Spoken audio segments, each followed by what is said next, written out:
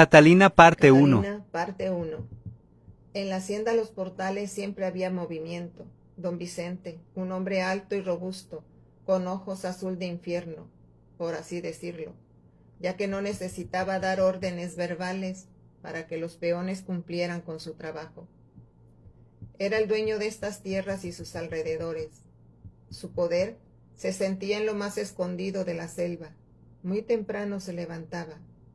Antes de que el gallo cantara, los indios ya estaban enfilados con los costales de la cosecha.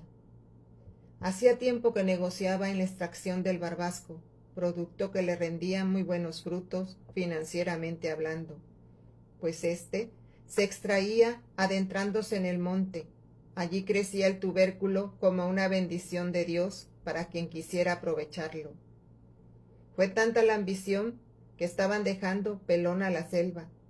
Como la demanda era mucha, intentaron cultivar el bendito tubérculo, pero esto no dio resultado, pues la planta perdía muchas de sus propiedades al salir de su estado silvestre. El negocio fue cayendo poco a poco y el gobierno dio el golpe certero cuando nacionalizó la comercialización del producto. El buen patrón cayó en una crisis depresiva que se ahondaba más por el hecho de que su esposa no había podido darle descendencia. Paulina, su esposa, era agraciada y muy culta. No le gustaba la selva ni sus alrededores. Era una mujer aguerrida de un carácter más fuerte que su señor. No lo quería, nunca lo quiso y solo soñaba con regresar a la ciudad y retomar su vida de soltera. Cada tarde se sentaba en una esquina de su balcón a contemplar el paisaje y en su mano siempre le acompañaba una pequeña taza de té que preparaba muy cuidadosamente con las hojas del barbasco. Cabe mencionar aquí, para quien no esté informado, que el barbasco era utilizado para fabricar las píldoras anticonceptivas, y de allí que en esos tiempos tomara tanta importancia. Pero a pesar de los esfuerzos de Paulina por librarse del yugo matrimonial, esto nunca llegó a ser una realidad. El destino le tenía preparada otra jugada. Un día, sin proponérselo, se encontró arrullando una pequeña niña rubia entre sus brazos, producto del desliz de una prima lejana. Don Vicente iba recuperándose poco a poco, aunque todavía solía nadar en las aguas del vino y del alcohol. Un día muy soleado, montado en su caballo y con la resaca aún a flor de piel, se encontró desorientado entre los matorrales.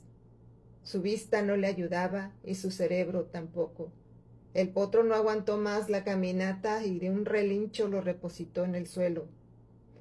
Muy confundido, se levantó y se dirigió a una pequeña choza que se veía a orillas del río. No llegó a ella. Algo que emergía de entre las aguas lo distrajo. Era bella, sí, muy bella, pero india al fin. Tomó fuerte su fusta y se acercó a la pobre mujer.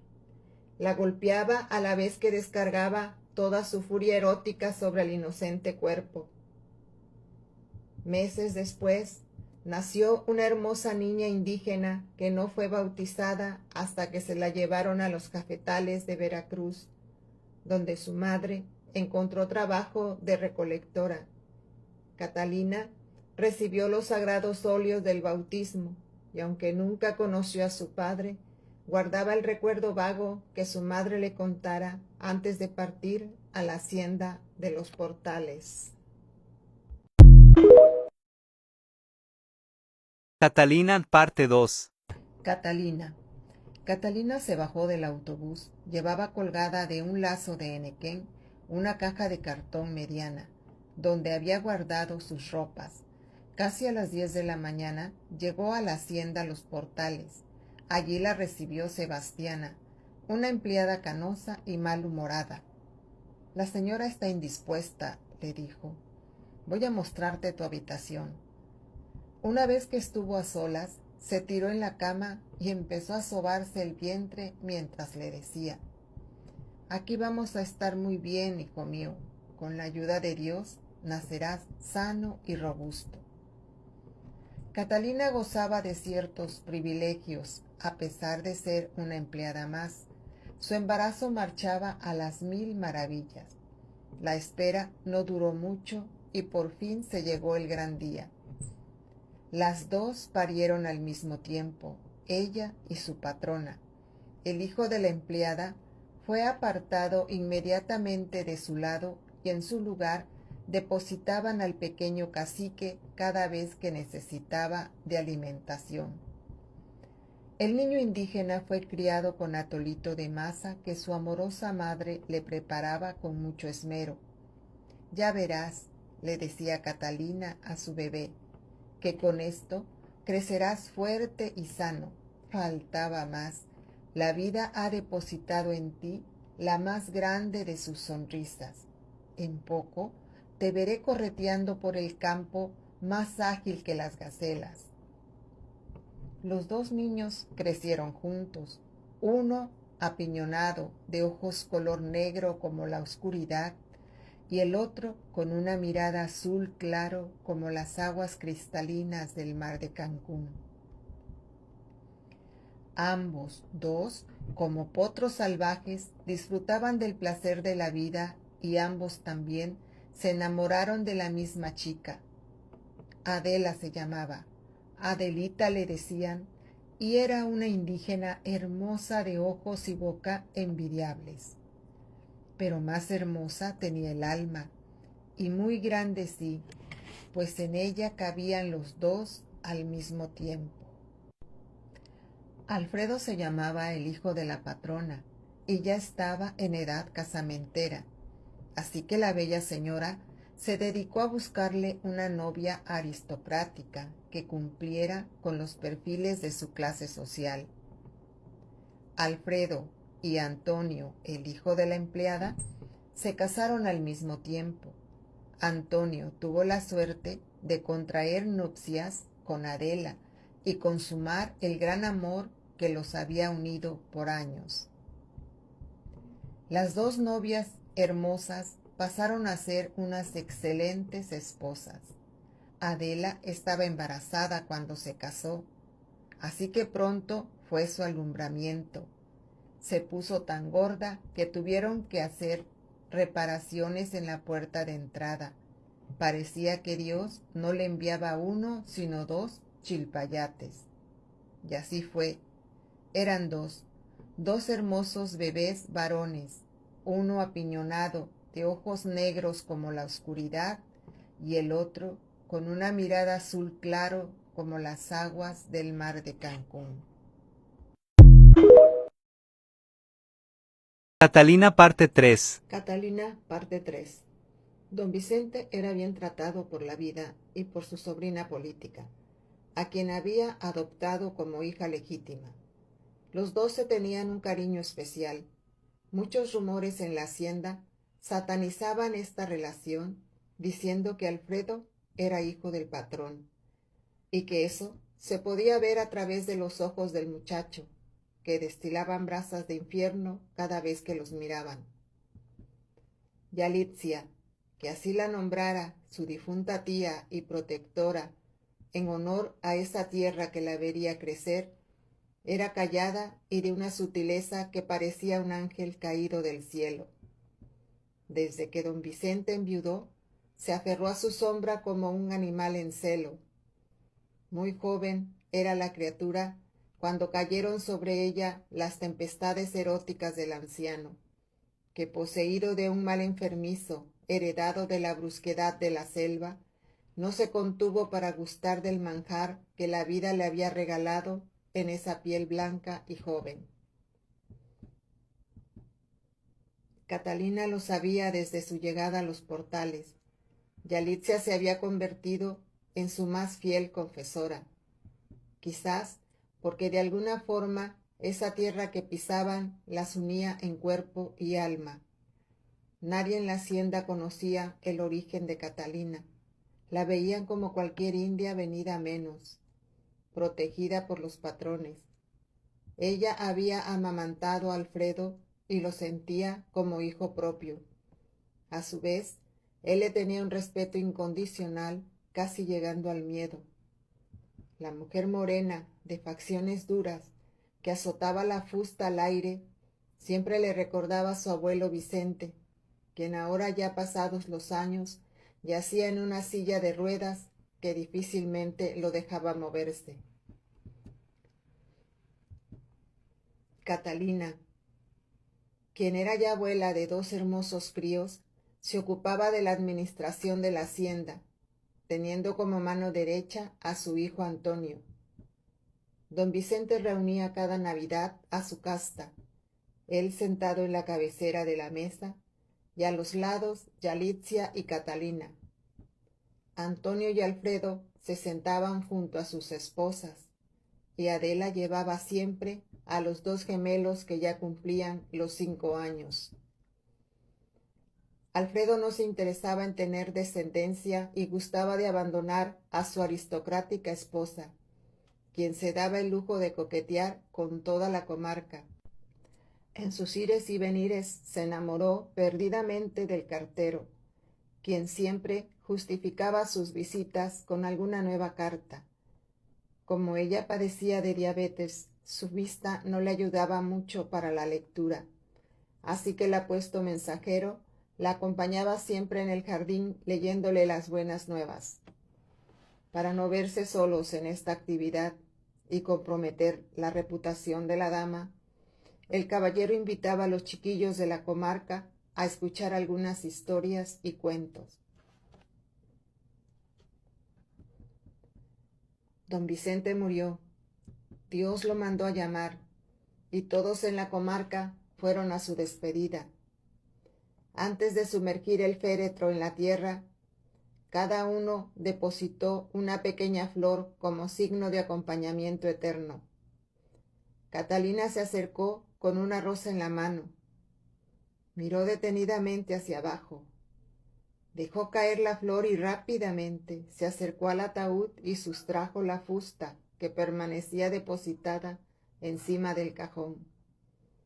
Dio un golpe fuerte sobre la madera e inmediatamente cayó la avalancha de tierra que dejaría enterrados los recuerdos pasados de la hacienda Los Portales. Catalina parte 4. Catalina, parte 4.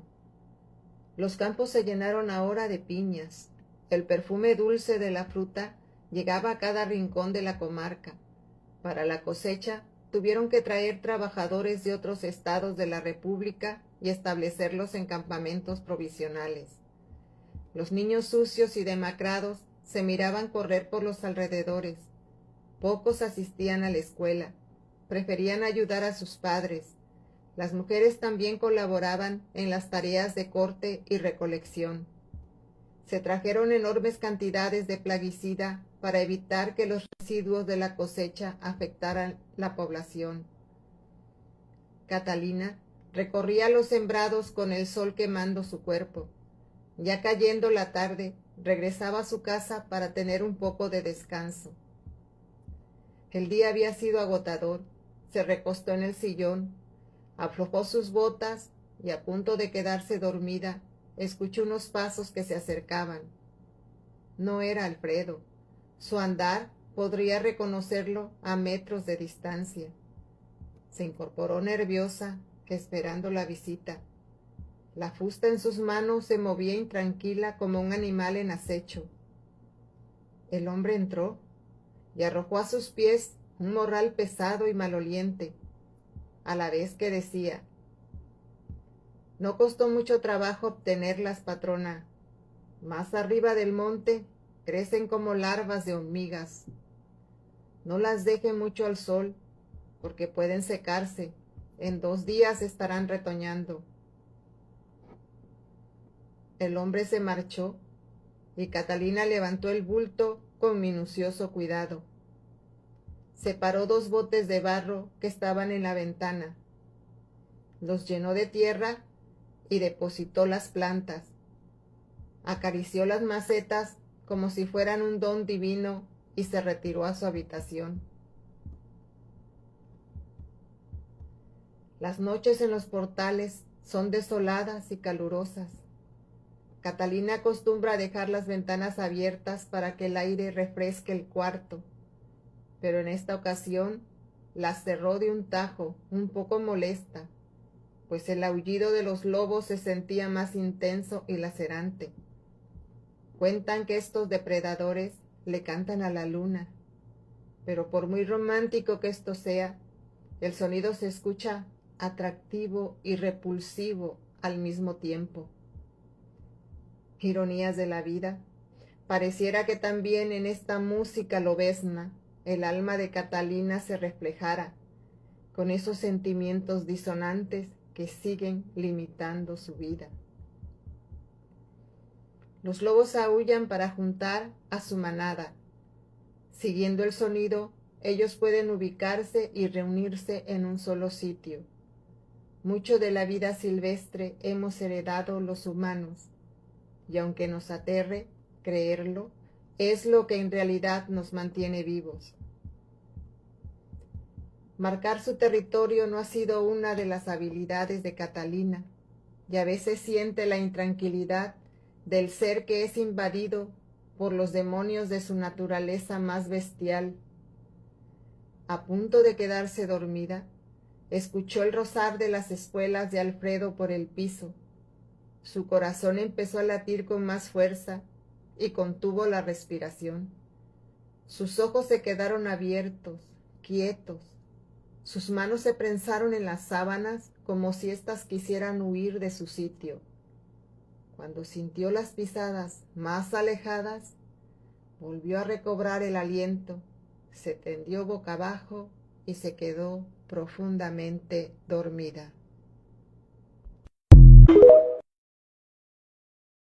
Catalina parte 5. Catalina parte 5. Las lluvias en esta temporada estuvieron más intensas que de costumbre. Los caminos se llenaron de barro, de arcilla húmeda y escurridiza. Era fácil entrar a la comarca, pero muy difícil, más bien imposible, salir, debido a la inclinación del terreno. Un tanto aislados de la civilización, en estos tiempos veraniegos, los habitantes de los portales se dedicaban a almacenar grandes cantidades de barro para la elaboración de vasijas que con un poco de suerte eran exportadas a otros países. Por curiosidad o amor al arte, un grupo de franceses quedó atrapado en esta época de humedad y fueron muy bien acogidos en casa de Catalina.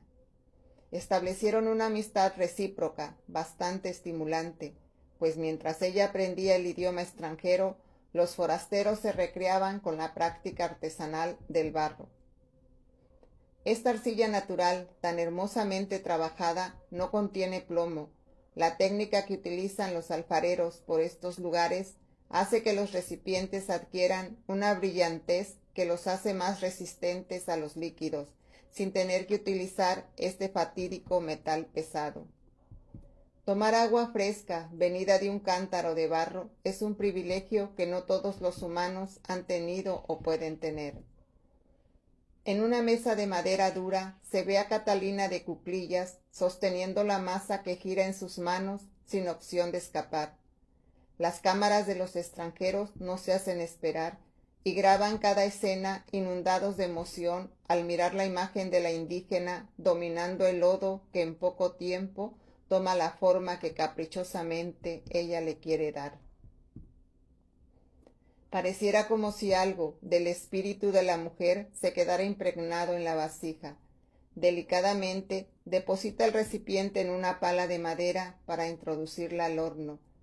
Catalina es una mujer sin educación alguna, así que se podría decir que toda su formación se la debe al torrente de estímulos que le regala cada día esta región selvática, en donde su carácter ha adquirido un temple capaz de dominar desde un pedazo de arcilla hasta el animal más conflictivo.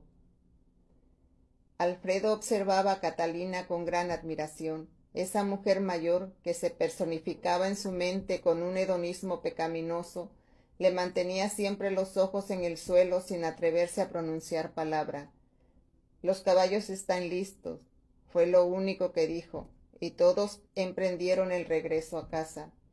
Solo Catalina demoró un poco el paso revisando su montura y acariciando al potro, a quien le tenía un amor y apego desmedido. Alfredo la ayudó a montar, receloso del animal. No había mujer más segura que ella cuando se sentía sostenida por la montura del cuadrúpedo. Esta comunión entre humano y bestia suele surgir sin que parezca demasiado fantasioso. Solo hay que recordar que en tiempos del Imperio Romano, Calígula nombró cónsul a su caballo. Alfredo y Catalina se detuvieron cerca del arroyo, donde ella empezó a untar su cuerpo con arcilla roja, actividad que acostumbraba hacer periódicamente y que mantenía su piel firme y sana. Una vez que estuvo toda impregnada de esta masa cremosa, se internó en las aguas y se dejó caer plácidamente en ellas, con la mirada detenida en las nubes que dibujaban un campo de algodón mezclándose con el silencio apacible de la floresta.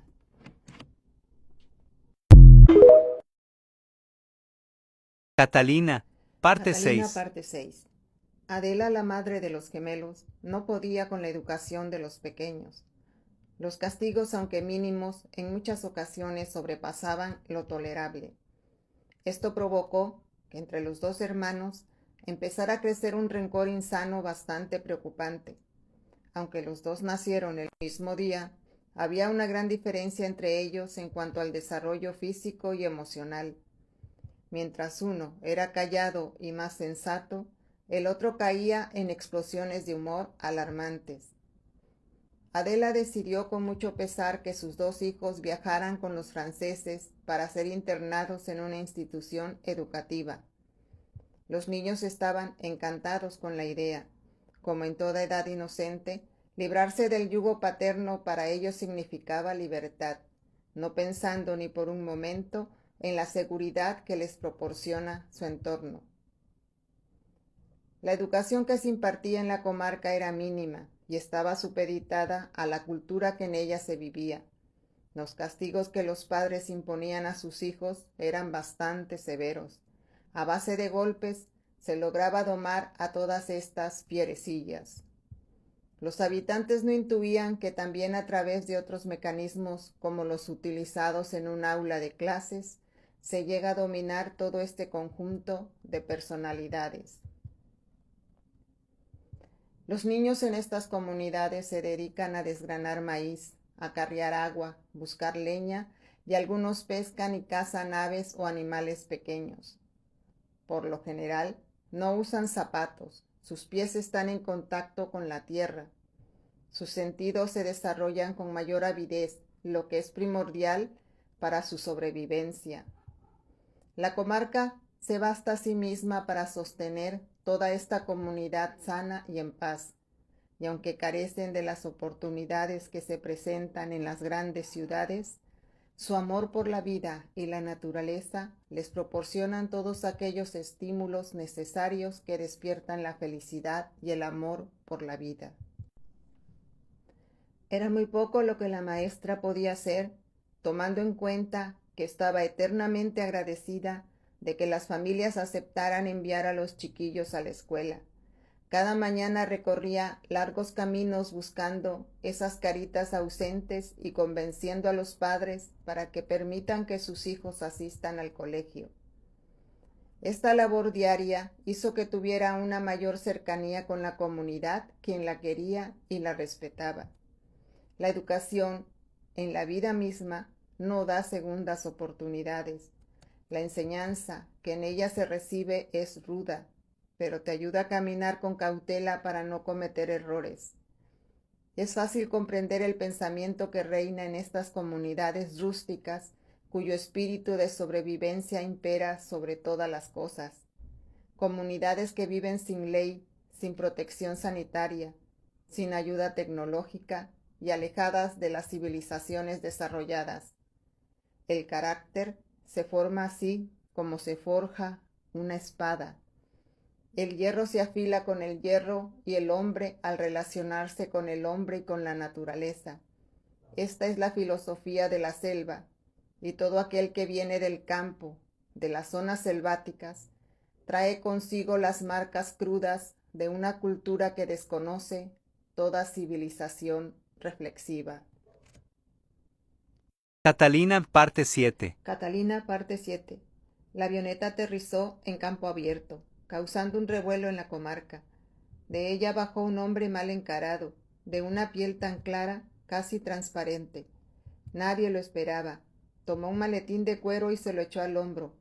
Caminaba con seguridad entre la maleza, como si no fuera la primera vez que estaba en ese sitio. Entró a la casa grande de los portales y preguntó por Yalitza. Ella bajó las escaleras tan lentamente como podía, sujetándose al barandal para no caer, pues sus piernas, del miedo, apenas la sostenían. Eres hermosa, pero te cubre la mentira y el engaño, le dijo, sujetando fuertemente los pómulos débiles de la dama.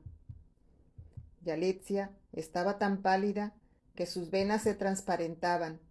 Trató de mantenerse firme y con un movimiento brusco se apartó del hombre. En ese preciso instante, Catalina entró y, mostrando sorpresa, dijo en voz alta: «Señor Rodríguez, bienvenido a la comarca. La vida nunca perdió su encanto, gracias a la esperanza de volver a verle». La fusta daba vueltas en la mano de la señora, como quien agita la soga para lazar el novillo. El caballero retrocedió y no pudo ocultar su desconcierto. Quedó paralizado ante la sombra que reflejaba la figura de Catalina, sin poder apartar la mirada de ella, y con un desconcierto tal que sus ojos permanecían abiertos como los ojos de las víboras cuando se sienten atacadas. Le parecía estar mirando al antiguo patrón de los portales. Muchos recuerdos llegaron a su mente, como aquel en que tuvo que enfrentarse al padre adoptivo de Yalitza, quien nunca aceptó la relación amorosa de éste con su protegida. Tomó rápidamente el maletín de cuero que había caído al suelo y con una reverencia hacia las damas se retiró.